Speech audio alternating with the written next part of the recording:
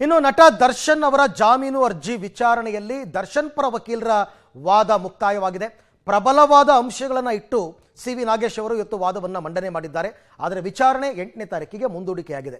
ಇವತ್ತು ಕೋರ್ಟ್ನಲ್ಲಿ ಏನು ನಡೀತು ಬನ್ನಿ ನೋಡೋಣ. ದರ್ಶನ್ ಪರ ವಕೀಲ ನಾಗೇಶ್ ಪ್ರಬಲವಾದ ಸಾಕ್ಷ್ಯಗಳನ್ನೇ ತಿರುಚಿರೋದಾಗಿ ಆರೋಪ. ಜೈಲಲ್ಲಿ ದರ್ಶನ್ ಜಾಮೀನಿಗಾಗಿ ಕನವರಿಸುತ್ತಿದ್ದಾರೆ. ಯಾವಾಗ ಜೈಲಿನಿಂದ ಮುಕ್ತಿ ಸಿಗುತ್ತೋ ಅಂತ ಚಾತಕ ಪಕ್ಷಿಯಂತೆ ಕಾಯುತ್ತಿದ್ದಾರೆ. ಇತ್ತ ದರ್ಶನ್ ಪರ ವಕೀಲ ನಾಗೇಶ್ ಪ್ರಬಲ ವಾದ ಮಂಡಿಸುತ್ತಿದ್ದಾರೆ.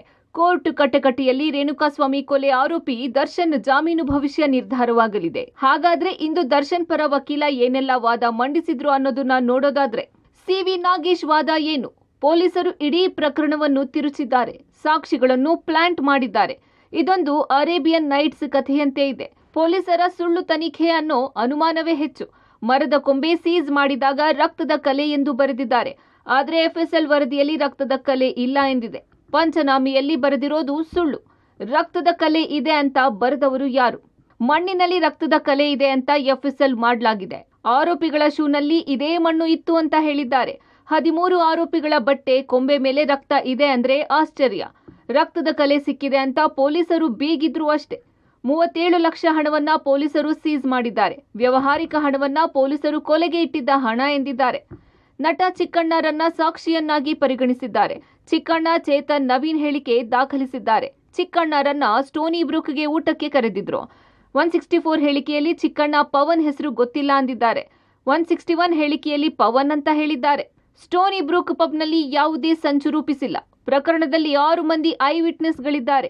6 ಜನರ ಹೇಳಿಕೆಯಲ್ಲೂ ವ್ಯತ್ಯಾಸ ಕಂಡುಬಂದಿದೆ. ಕಿರಣ್ ಪುನೀತ್ ಹೇಳಿಕೆ ಬಗ್ಗೆ ವಕೀಲ ನಾಗೇಶ್ ತಕರಾರು. ಇಬ್ಬರ ಹೇಳಿಕೆಯನ್ನು ತಡವಾಗಿ ಯಾಕೆ ರೆಕಾರ್ಡ್ ಮಾಡಿದ್ರಿ? ಘಟನೆ ನಡೆದು 12 ದಿನಗಳ ನಂತರ ಮಾಡಲಾಗಿದೆ ಅಂತ ಪ್ರಶ್ನೆ.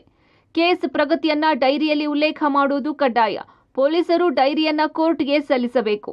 ಆದರೆ ಮಾಡಿಲ್ಲ ಎಂದು ವಕೀಲ ನಾಗೇಶ್ ವಾದ ಮಂಡಿಸಿದ್ದಾರೆ. ಚಾರ್ಜ್ ಶೀಟ್ ಸಲ್ಲಿಸೋವರೆಗೂ ಸಹ ಪ್ರಕರಣದಲ್ಲಿ ಯಾವ್ಯಾವ ರೀತಿಯ ಮ್ಯಾನಿಪುಲೇಷನ್ಸ್ ಮಾಡಲಾಗಿದೆ ಅಂದರೆ ಯಾವ ರೀತಿಯ ಸಾಕ್ಷ್ಯಾಧಾರಗಳನ್ನ ಅವರೇ ಇನ್ವೆಸ್ಟಿಗೇಟಿಂಗ್ ಆಫೀಸರ್ ಯಾವ ರೀತಿಯ ತಿರುಚಿದ್ದಾರೆ, ಆಮೇಲೆ ಯಾವ ರೀತಿ ತಿದ್ದುಪಡಿ ಮಾಡಿದ್ದಾರೆ, ಆಮೇಲೆ ಅವ್ರನ್ನ ಯಾವ ರೀತಿ ಈ ಥರದಲ್ಲಿ ಸ್ಕೇಪ್ ಗೋಟ್ ಮಾಡಿದ್ದಾರೆ ಅನ್ನೋದನ್ನ ಇವತ್ತು ಮಾನ್ಯ ನ್ಯಾಯಾಲಯಕ್ಕೆ senior council CV. Nagesh sir ಅದನ್ನು ತೋರಿಸ್ಕೊಟ್ಟಿದ್ದಾರೆ ಸರ್. ಆಮೇಲೆ ಅವರು ಈ ಪ್ರಕರಣದಲ್ಲಿ ಪ್ರತ್ಯಕ್ಷ ಸಾಕ್ಷಿಗಳು ಇಲ್ಲ, ಆ ಪ್ರತ್ಯಕ್ಷ ಸಾಕ್ಷಿದಾರಗಳನ್ನ ಹುಟ್ಟಾಕಲಾಗಿದೆ ಅನ್ನೋದು ನಮ್ಮ ಬಲವಾದ ವಾದ ಆಗಿತ್ತು.